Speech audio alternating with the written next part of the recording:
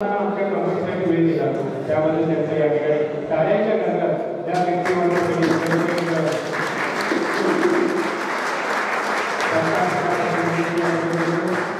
तसेच आजच्या स्पर्धेच्या आपल्याला खरं या ट्रॉफ्या सर्वांना आकर्षित करतात त्यापैकी संबोधन घेणार आहे सर्वांना निर्णय घ्यावा लागेल तरी सुद्धा आपल्याला उपकृत करणारे एक व्यक्तिमत्व आपल्या या क्षेत्रामध्ये सेवेला लगेच प्रतिनिधित्व करणारे व्यक्तिमत्व आपल्या सेवेचं